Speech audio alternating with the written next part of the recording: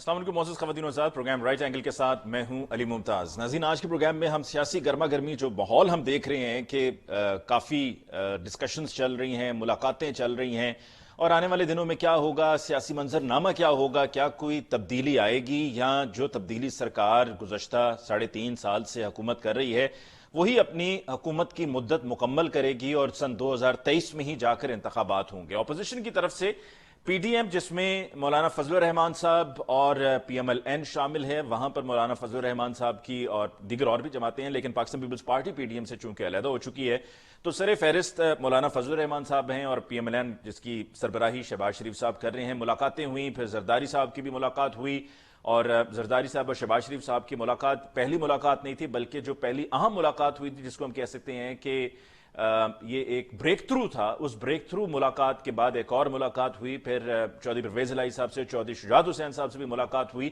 और इन तमाम मुलाकातों में जहांगीर खान तरीन साहब के साथ भी मुलाकात हुई कि ताकि जो उनके ग्रुप में लोग मौजूद हैं उनको भी अपने साथ शामिल कर लिया जाए। अब देखना यह है कि क्या इस दफा कि जो पहले की तमाम हम सरगर्मियां देखते रहे हैं, इस्तीफों को लेकर, एहतजाज को लेकर, वोट ऑफ नो कॉन्फिडेंस को लेकर और सेनेट के इलेक्शंस में गुज़श्ता साल हमने देखा कि जो एक हिलजुल थी, उससे ज्यादा बढ़कर हमें इस दफा जो ये सारी डेवलपमेंट्स नजर आ रही हैं, क्या ये अपनी मंजिल तक पहुंच पाएंगी या नहीं पहुंच पाएंगी, इसका अंजाम क्या होगा ये हमने देखना है। क्या वाकई हुकूमत का तख्ता उलट दिया जाएगा? शहबाज शरीफ साहब के वजीर आजम बनाए जाने पर बात हो रही है कि जी वो अगर ये वोट ऑफ नो कॉन्फिडेंस में कामयाब हो जाते हैं तो वजीर आजम शहबाज शरीफ साहब होंगे। फिर काफ लीग के जिसकी तरफ से मोहनस इलाही साहब ने जो मुलाकात हुई थी शहबाज शरीफ साहब की और चौधरी शुजात और चौधरी परवेज इलाही की, उस मुलाकात के बाद मोहनस इलाही साहब ने वजीर आजम पाकिस्तान से एक तकरीब में उनकी मौजूदगी में बात करते हुए ये कहा कि हम सियासी लोग हैं, हमसे लोग मुलाकात करते हैं, लेकिन हम साथ निभाने वाले लोग हैं। जब आपका साथ निभाने का हमने कहा है तो हम साथ आपका निभाएंगे और अपनी पार्टी के अरकान से कहिए कि घबराना नहीं है। उस वक्त तो सबके चेहरों पे मुस्कुराहटें थी, लेकिन अब ये खबर सामने आ रही है कि पीएमएल क्यू की तरफ से ये कहा गया है, मुतालबा किया गया है कि ठीक है, अगर हम आपका साथ देते हैं तो फिर चौधरी परवेज इलाही साहब वजीर आला पंजाब होंगे। क्या ये पाकिस्तान पीपल्स पार्टी के लिए तो काबिल कबूल है, लेकिन क्या ये पीएमएलएन के लिए भी काबिल कबूल है? आज के प्रोग्राम में डिस्कशन का बाकायदा आगाज करने से पहले हमें लेना है मुख्तसर वक्फा। मुलाकात होगी वक्फे के बाद।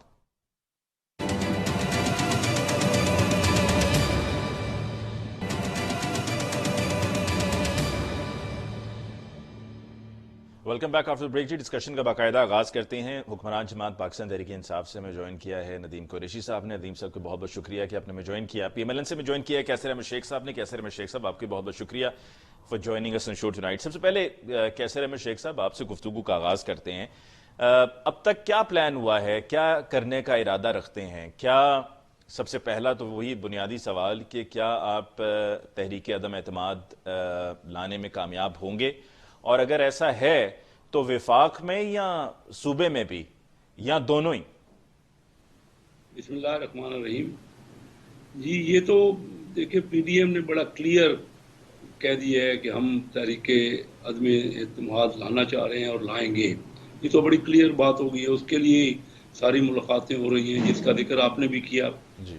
तो अब हम तो चाहेंगे कि दोनों जगह, यानी पंजाब हुकूमत भी और सेंट्रल में मरकजी हुकूमत भी, वो उसकी तब्दीली हो, क्योंकि ये पीटीआई की हुकूमत ने डिलीवर नहीं किया और मुल्क को इतना ज़्यादा नुकसान पहुँचाया जो कि नाकाबिल तलाफ़ी है। इसमें कई साल हम नीचे चले गए हैं दुनिया के दूसरे ममालिक की निस्बत।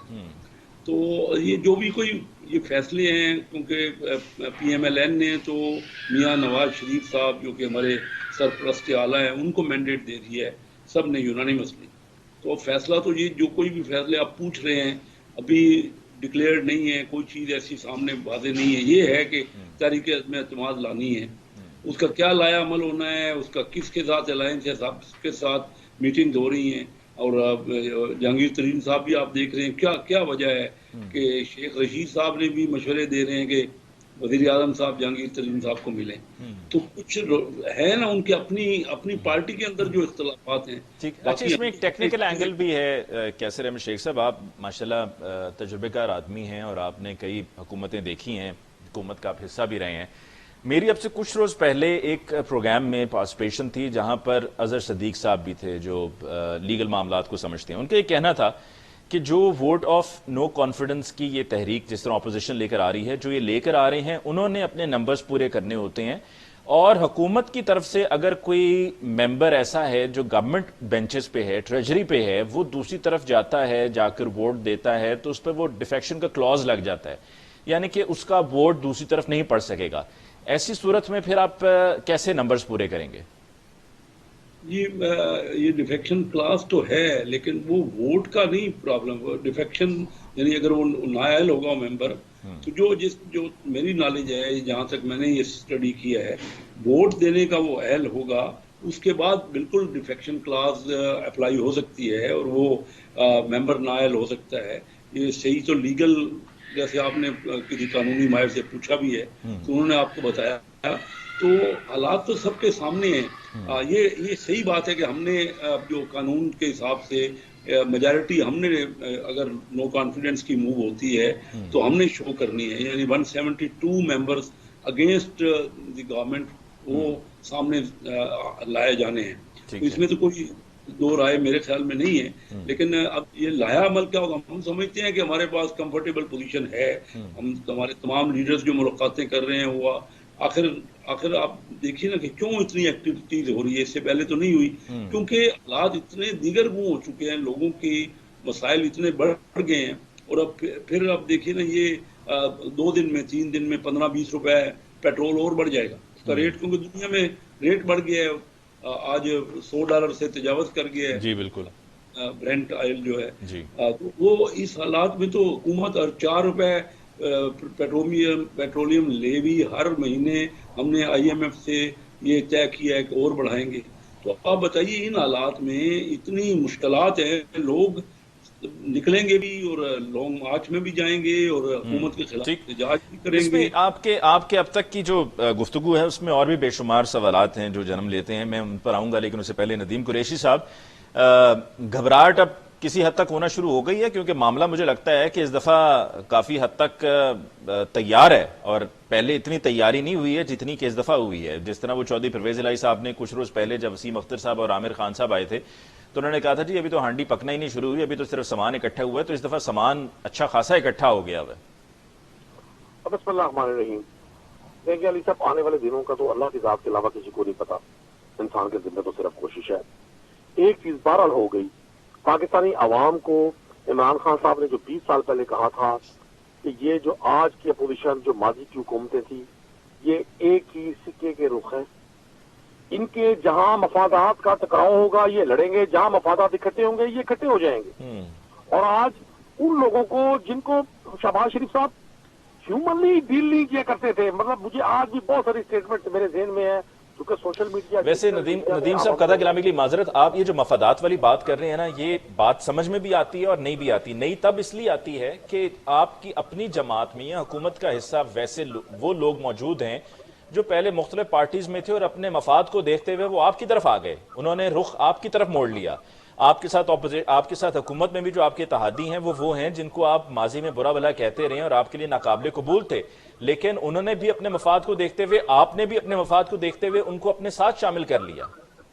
دیکھیں، میں آپ کی بات کروں، برا بھلا کہنا سیاسی طور پہ بیان بازی ہوتی ہے، لیکن ہر اس شخص نے جس نے اپنے آپ کو انتخاب میں عوام کے سامنے پیش کیا، لوگوں نے اسے منتخب کیا اور وہ اسمبلی کا حصہ بنا، تو یہ اس کا رائٹ بنتا ہے. آئین قانون اس کو اجازت دیتا ہے. لیکن یہاں سب سے دلچسپ پہلو یہ ہے جو آپ نے نظر انداز کیا کہ یہ ایک طرف یہ اپوزیشن موجودہ سسٹم کو نہیں مانتے، یہ کہتے ہیں یار اس کا الیکشن تھا، یہ گورنمنٹ سلیکٹڈ ہے. لیکن جو شخص ہم میں سے ان کے ساتھ کسی بھی طرح بلا واسطہ یا بال واسطہ رابطے میں آتا ہے، یا ان کو محسوس ہوتا ہے کہ ان سے اس شخص سے ان کا کوئی کام چل سکتا ہے، یہ اس کو فوراً نعرہ دے دیتے ہیں. اور باقی سب لوگوں پہ یہ تعزیر جو ان کی لگی ہوئی ہے کہ جی یہ لوگ تو منتخب نہیں ہیں، یہ تو RO سے الیکشن جتوایا ہے، یہ تو سلیکٹڈ الیکشن ہے، سلیکٹڈ سسٹم ہے. جی ہم تو اس سسٹم کو مانتے نہیں ہیں. جی آپ کسی کو NRO نہیں دیں گے، آپ نے کسی کو NRO نہیں دیا، نہ ارادہ رکھتے. جس شخص کی لیڈرشپ میں ہم نے اسٹرگل کی ہے 10-12-14 سال، علی صاحب میں نہیں سمجھتا کہ وہ شخص اپنے استاد سے پیچھے ہٹے گا. تو اگر جہانگیر خان ترین صاحب سے انہوں نے ملاقات کر لی تو اس کا مطلب ہے کہ وہ کمپرومائز کر گئے اور انہوں نے NRO دے دیا. دیکھیں نہیں، میں جہانگیر ترین صاحب کا آپ کو اسپیشلی قرض کروں. جہانگیر ترین صاحب پاکستان تحریک انصاف کی اس تمام اسٹرگل کا حصہ رہے, اس کو لیڈ کرتے رہے جب ہم نے اسٹیٹس کو کی طاقتوں کو چیلنج کیا. ترین صاحب کا بالکل ڈفرینٹ ایشو ہے, لیکن یہاں بھی بات وہی ہے کہ ترین صاحب کو مستقل تنقید کا نشانہ بنایا جانا, ان پر اے ٹی ایم اور چینی اور بڑے بڑے اسکینڈل, مطلب ابتدائی 2 سال پاکستان تحریک انصاف کی جو پرسنالٹی جس کو سب سے زیادہ تنقید کا نشانہ بنایا گیا وہ ترین صاحب تھے. اب وہ اچانک ان کو اچھے نظر آنے لگے ہیں, یہ گلدستے بھجوا رہے ہیں, یہ ان کی خیریت دریافت کر رہے ہیں. مطلب اتنی حیران کن صورتحال ہے کہ سمجھ نہیں آتا یہ کون لوگ ہیں, ان کی کیا آئیڈیالوجی ہے, ان کے کیا اخلاقیات ہیں, ان کی کون سی پالیٹکس ہے, یہ ان کا نظریہ کیا ہے. جو شخص جہاں انہیں نظر آتا ہے, اور ابھی جب ترین صاحب ان کو چٹا انکار کریں گے نا, چٹا دودھ والا چٹا انکار, تو ان کی پھر یہ ریورس گیئر وہی لگائیں گے. مجھے ایک بات کا 100% یقین ہے, ایک طرف یہ فرماتے تھے کہ جی ہم ان کو سیاسی شہید نہیں ہونے دیں گے, ایک طرف انہوں نے پھر یہ موو شروع کی, پہلے بھی کوششیں کی. ان کو اندازہ ہے کہ پرائم منسٹر عمران خان جو پاکستان کو درپیش چیلنجز تھے ان سے پاکستان کو نکالنے میں کامیاب ہو گئے ہیں. اچھا, شاہ محمود قریشی صاحب اور جہانگیر ترین صاحب کی ملاقات, کوئی آپس میں دوبارہ سے تعلقات بحال ہونے کی امید ہے آپ کو؟ دیکھیں, جہانگیر خان ترین اور شاہ محمود قریشی صاحب دونوں ہی ساؤتھ پنجاب کی بڑی وزادار شخصیات ہیں. ان کے دریدہ خاندانی تعلقات ہمیشہ رہے ہیں. مخالفت بھی ہے, سیاست میں ڈفرینس آف اوپینین آ جاتے ہیں, لیکن ان کی کوئی ذاتی رنجش نہیں ہے. شاہ محمود صاحب نے بارہا اس کا اظہار کیا کہ میری کوئی ذاتی رنجش نہیں ہے. پالیٹکس میں بڑا کچھ ہوتا ہے. Pakistan P M L N میں بہت سارے لوگ ایسے تھے جن کی آپس میں وہ سلسلہ نہیں تھا, اس طرح سے ان کی بیٹھک نہیں تھی, اس طرح سے ان کی ایسوسیشن نہیں تھی. یہاں وہ صورتحال نہیں ہے. ہمیں دیکھنا یہ ہے کہ یہ جو اپوزیشن کبھی مسلم لیگ کاف کو, کبھی جہانگیر خان ترین صاحب کو, یا دیگر ہمارے لوگوں کو جب یہ حرف تنقید بنایا کرتے تھے, میں پارٹ آف دا اسمبلی ہوں, ایک بجٹ سیشن, ایک قانون سازی اسپیکر پنجاب اسمبلی نے اتنی آسانی سے نہیں کی جتنا یہ اپوزیشن وہاں پروپیگیٹ کر کے اور پورا ان کا گھیراؤ کر کے اور بعض جگہوں پر. پوائنٹ ٹیکن سر.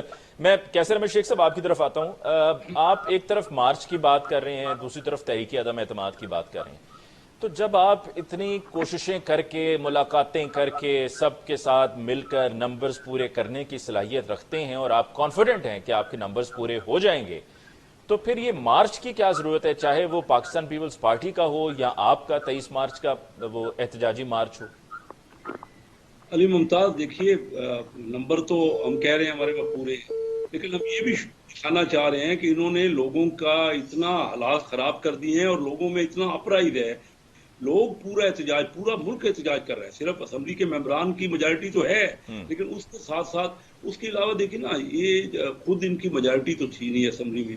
انہوں نے اپنے الائز کو ملا کے میجارٹی حاصل کی ہے, اور انہی الائز کو جیسے آپ نے ذکر کیا کہ ایم کیو ایم کے بارے میں تو یہ تحقیقات کرنے کے لیے اور ان کے ایویڈنس کے خلاف ڈھونڈنے کے لیے انگلینڈ گئے تھے خود, اور اس کے بعد کاف لیگ کے بارے میں کیا ان کے خیالات تھے, اور شیخ رشید صاحب آپ کو پتہ ہے جو ان کے ابھی انٹیریئر منسٹر ہیں, ان کے بارے میں کیا, مجھے اچھا نہیں لگتا میں اس قسم کے لفظ بھی یہاں پہ ٹیلی ویژن پہ دہراؤں.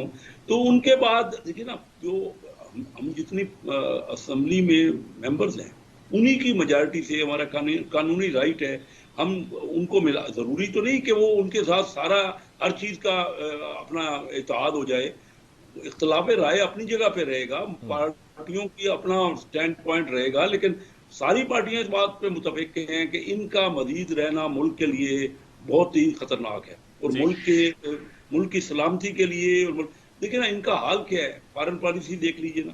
ابھی تک یہ بار بار کہہ رہے ہیں کہ جی ہمیں جو بائیڈن جو کہ 1.25 سال ہو گیا ان کو بنے, انہوں نے ٹیلی فون نہیں کیا. وہ بھائی اگر انہوں نے ٹیلی فون نہیں کیا تو آپ کی کون سی انا ہے, اتنی بڑی اکانومی, آپ ٹیلی فون کر لیں.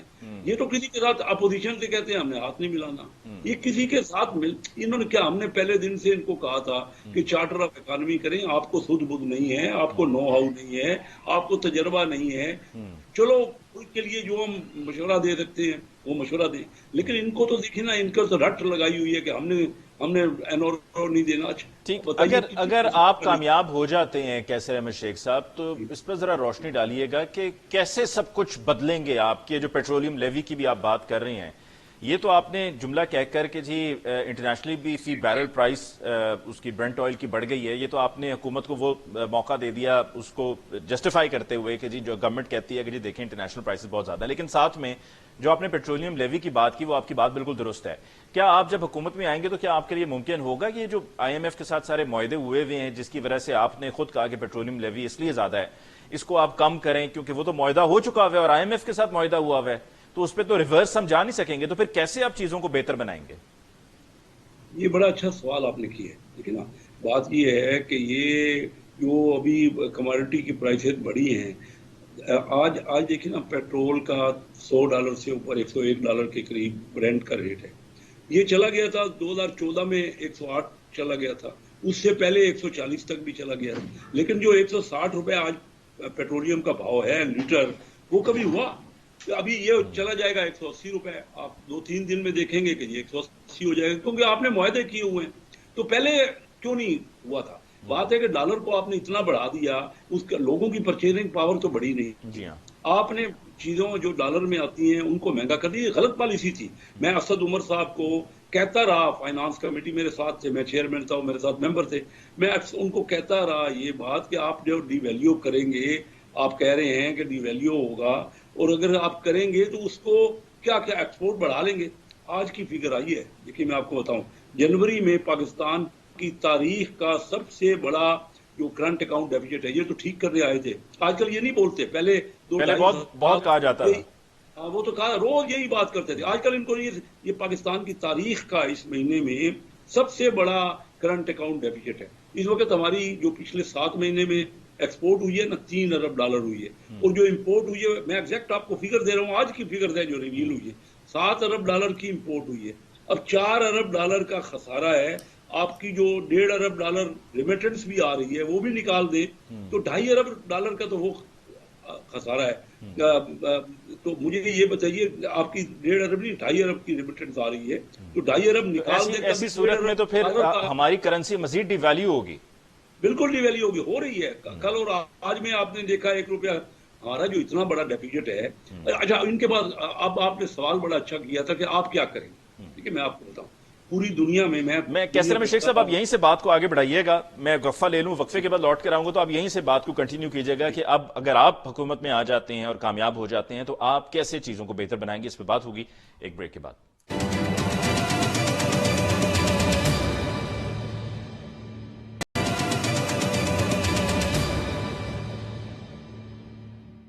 Welcome back after break. Discussion کو آگے بڑھاتے ہیں. ہمیں ندیم اصغر قائرہ صاحب نے بھی جوائن کیا پاکستان پیپلز پارٹی سے. ندیم صاحب کی طرف جانے سے پہلے بلکہ ندیم قریشی صاحب بھی ہیں اور ندیم اصغر قائرہ صاحب بھی ہیں. آپ کی طرف آتے ہیں کیسر احمد شیخ صاحب. آپ بتانا چاہ رہے تھے کہ اگر آپ کی حکومت قائم ہو جاتی ہے تو آپ کیا چیزوں میں رد و بدل لے کر آئیں گے، کیسے چیزیں امپروو ہوں گی؟ دیکھیے، آپ نے بڑا اچھا سوال کیا، اور یہ کوئی نئی بات نہیں ہے. دنیا کے جو ممالک کا آپ نے اسٹڈی کی ہوگی جو آگے بڑھے ہیں، انہوں نے کیا کیا ہے، انہوں نے باہر کا پیسہ جو ہے، باہر کی بڑی بڑی کمپنیوں کو ایسا یعنی اپنا ماحول بنایا ہے بزنس فرینڈلی کہ باہر کی انویسٹمنٹ جو ہے وہ مائل ہوئی ہے اس ملک کے بعد. آپ دیکھ لیجیے نئے ملک ویتنام اور بنگلہ دیش کتنا ان کے یہاں انویسٹمنٹ آ رہی ہے. ہم نے نیب کو ایکٹیویٹ کیا، ہم نے کہا ہم NRO نہیں دیں گے، ہم پکڑیں گے، ملا کچھ بھی نہیں اس سے. اور پورے کا پورا کوئی یہاں آنے کو تیار نہیں. جس کو آپ باہر کا کوئی انویسٹر آئے اور آپ اس کو نیب کے ڈراؤنے خواب دکھائیں تو یہاں کیا وہ انویسٹمنٹ کرے گا. انڈیا میں کووڈ ہم سے زیادہ تھا، لیکن انڈیا میں پچھلے سال $44 بلین کی ڈائریکٹ فارن انویسٹمنٹ آئی ہے. ہمارے یہاں پچھلے سال 1.87 یعنی 2 بلین سے کم، اور اس سال تقریباً 1.5 ارب ایسٹیمیٹ ہے کہ ڈائریکٹ فارن انویسٹمنٹ آئے گی. دیکھیے، میں آپ کو بتانا یہ چاہ رہا ہوں کہ باہر کا پاکستانیوں کے پاس اتنا، ہمارے پاس، میں خود بزنس کو، یعنی کہ آپ یہ کہنا چاہ رہے ہیں کہ جب باہر سے انویسٹمنٹ آئے گی تو ہمارے جو کرنسی کی ویلیو ہے اس میں آپ کی، اور دنیا کے یہی ملکوں نے کیا ہے، وہ پروڈکشن بڑھے گی، آپ کی سپلائی بہتر ہوگی، آپ ایکسپورٹ کریں. اچھا، دوسرا اہم، کیونکہ وقت تھوڑا ہوتا ہے نا تو میں سیدھا آپ کو پوائنٹ بتا دوں. اب بتائیے، ہم نے ابھی سیکورٹی پالیسی بنائی ہے جس میں ہم نے کہا ہے کہ نہیں، یہ اکنامک میٹرز کو زیادہ امپورٹنٹ. اب بتائیے، میں آپ کو بتاؤں، انڈیا ایک طرف ہم اس سے تجارت نہیں کر سکتے، ایران سے ویسے پابندیاں امریکہ نے لگائی ہوئی ہیں، افغانستان سے ابھی نئی پابندیاں، میں آج ایکسپورٹ کرنے لگا ہوں، مجھے کئی قسم کے مسائل ہیں، بینک اجازت نہیں دے رہا. دنیا پوری میں ٹریڈ جو ہوتی ہے نا، ریجنل ٹریڈ ہوتی ہے، ساری دنیا کی ٹریڈ پرسنٹیج وہ ہے. ہم آل دا وے अपने माल भेजना चाह रहे हैं यूरोप, जहाँ पे फ्रेट ज्यादा है, उन यूरोप के मुकाबले हमसे ज्यादा कम्पिटिटिव है। तो मेरा कहना है कि हमने वही महंगी चीजें इंडिया से डायरेक्ट हमने इंपोर्ट बंद कर दी सारी, और उसी इंडिया की चीजें दुबई की मार्फत या अफगानिस्तान के थ्रू आ रही, दुबई से। अच्छा तो चलें, ये मतलब लेट्स कीप इट हाँ, शॉर्ट। जी मैं समझ मतलब गया आपकी ये बात। शार्ट इसमें ये है आपका कि बिजनेस हमें मॉडल ये है, माहौल बनाना है फॉरेन डायरेक्ट इन्वेस्टमेंट का। ठीक और है, दूसरा, हमारी इस वक्त 5-7 हजार अरब रुपए लगा हुआ है हुकूमत का, जो कि हुकूमत के नेशनलाइज इदारे हैं, जो कि कई ऐसे हैं, आप सबके नाम जानते हैं, यहाँ वक्त नहीं है मैं आपको बताऊं। उसमें हर साल 500 से 700 अरब रुपए का नुकसान होता है। एक तो 5,000 अरब लगा हुआ है हमारा, और हर साल 500, 600, 700 अरब नुकसान कर रहे हैं वो इदारे।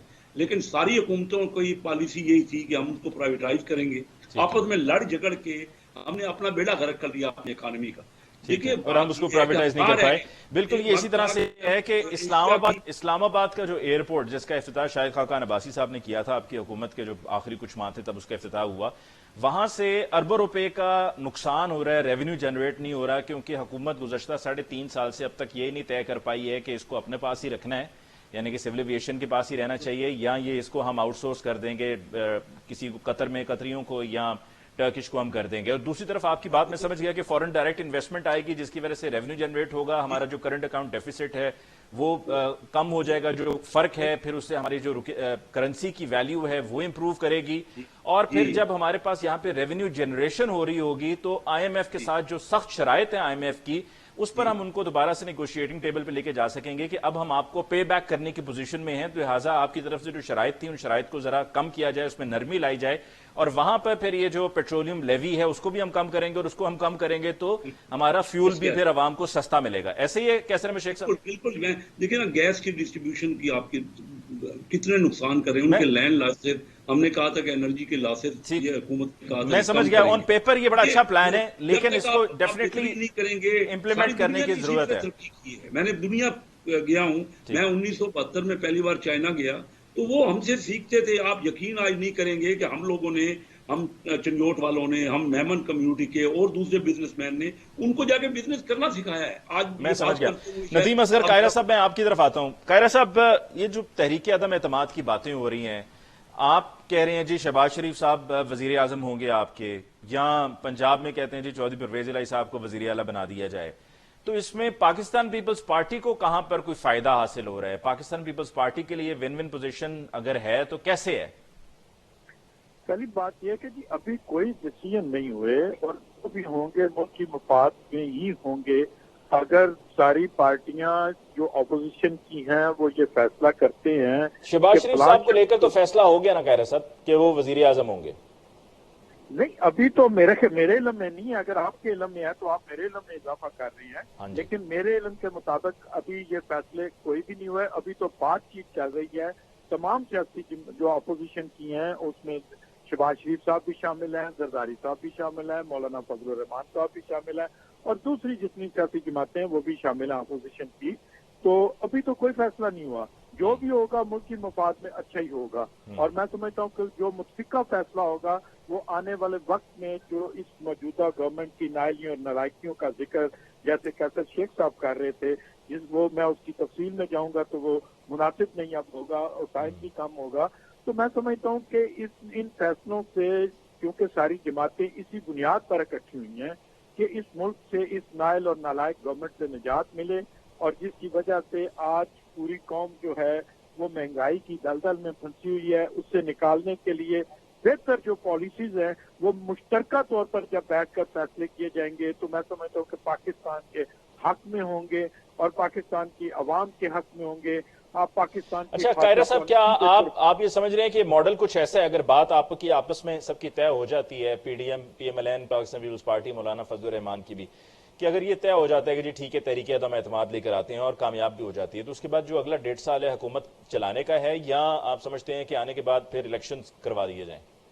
देखिए, इस पे अपनी अपनी आपकी अपनी राय क्या है? तमाम जी सियासी जमातों की राय। देखिए, इसके ऊपर मैं एक कारकुन हूँ, इसके ऊपर लीडरशिप फैसले करती है कि उन्होंने 1.5 साल इसको हुकूमत को चलाना चाहिए या इसको इलेक्शन कराने चाहिए, जिसके ऊपर भी, क्योंकि जब हम प्राइम मिनिस्ट्री और चीफ मिनिस्ट्री और नो कॉन्फिडेंस के फैसले कर रहे हैं तो ये भी फैसला मेरे ख्याल में ये तमाम जो लीडरशिप है वो बेहतर करेगी कि हमें किस तरीके से ये है कि 1.5 साल रहना चाहिए, नहीं रहना चाहिए।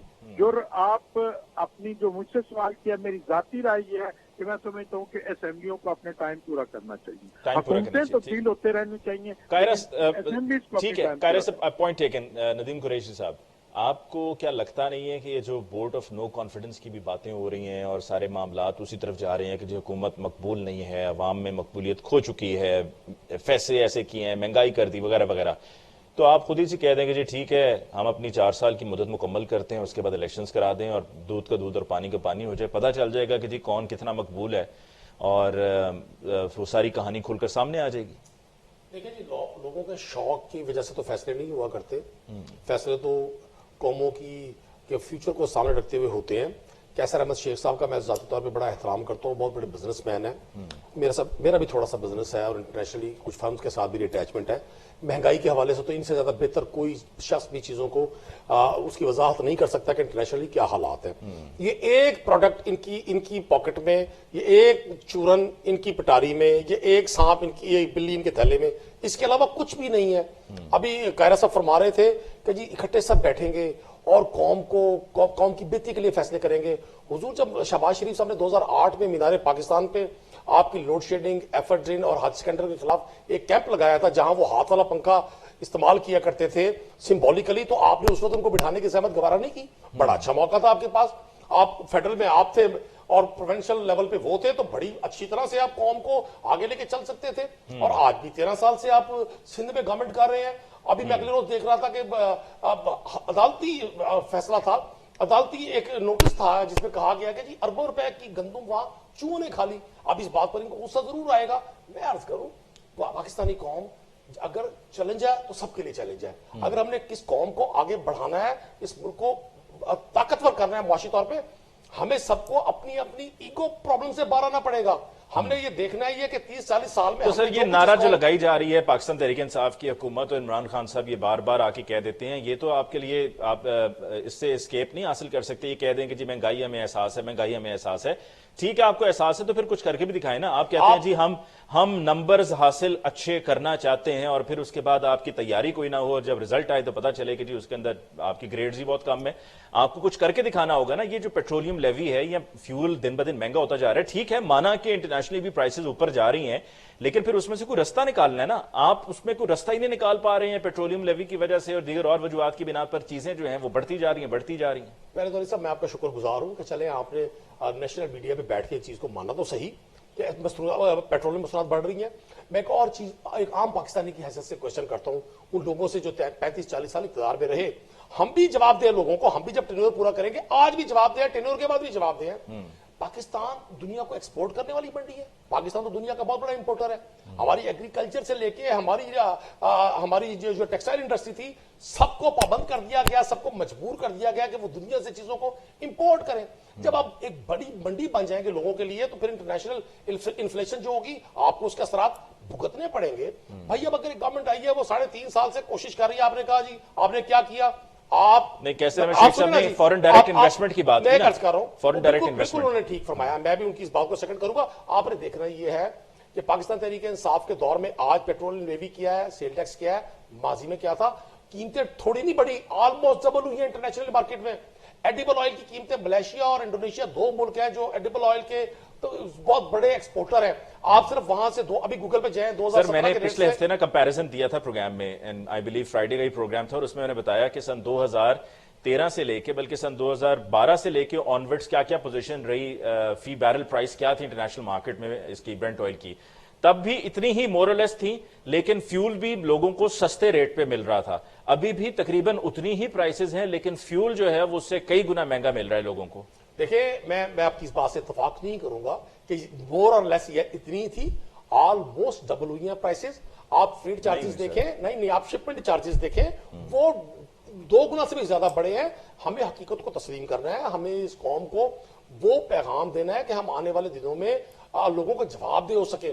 میں یہ نہیں کہوں گا کہ آئیڈیل سچویشن ہے. آپ نے کہا جی مہنگائی کے حوالے سے گورنمنٹ نے کیا کیا سر. اب آپ پھر ہمارے دوستوں کو غصہ آئے گا. ہیلتھ کارڈ کتنی بڑی فیسلٹی ہے جی. ایک شخص کو اگر 10 لاکھ روپے کا لیگل ہیلتھ کور ملتا ہے تو اس کا بوجھ کم ہوتا ہے. ابھی ہم فیڈرل لیول پہ پروونشل لیول پہ سیلریز بڑھانے جا رہے ہیں.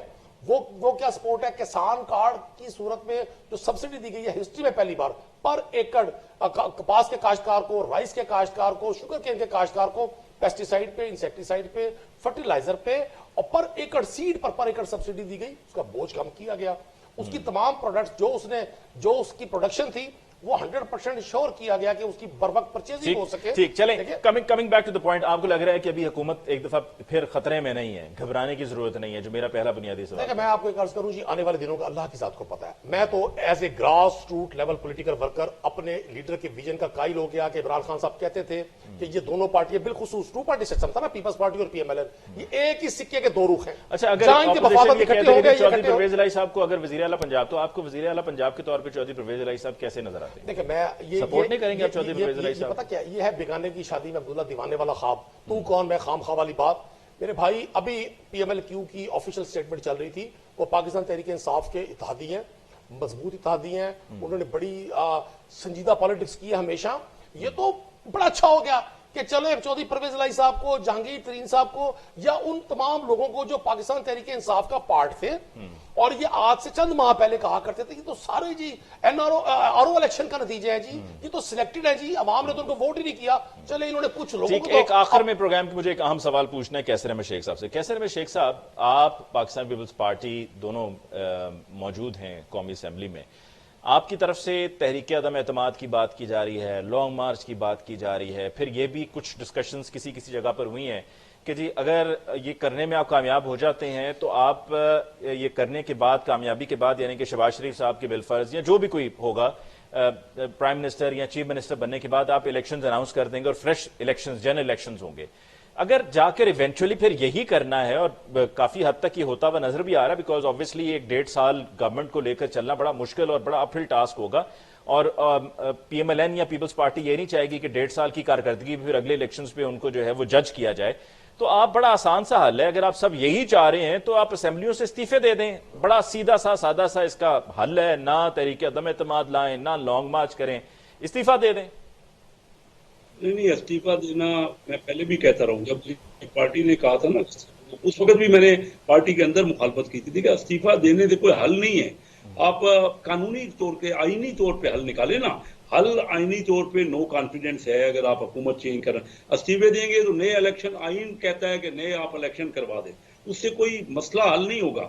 میں تو صرف یہ کہہ رہا ہوں کہ انہوں نے جو مہنگائی کر دی ہے نا اس کا حل نکالیں. اور جب ہماری بھی حکومت آئے تو میں اپنی حکومت سے بھی کہوں گا کہ مل جل کے اس میں پی ٹی آئی کا بھی مشورہ لیں.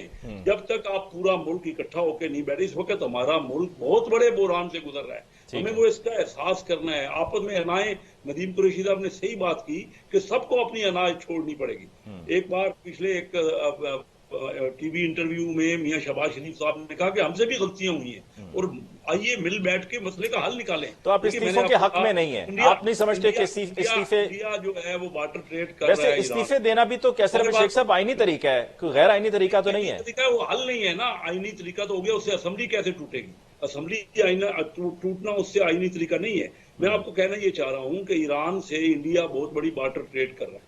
ہماری حکومت یہ فیصلہ ہی نہیں کر پا رہی. اتنا سستا وہاں پہ انرجی ہمیں مل سکتی ہے, اور پیٹرو کیمیکل اور سارا آئل, ان کے اوپر سینکشنز ہیں, وہ دوسرے ملکوں کو سستا دے رہے ہیں, ہم مہنگا خریدنے پہ تلے ہوئے. ہم ان چیزوں پہ بیٹھ کے بات کرنا ضروری ہے. ٹھیک ہے کیسر احمد شیخ صاحب, پروگرام کا وقت چونکہ ختم ہو گیا تو I can not be unfortunately continue with discussion.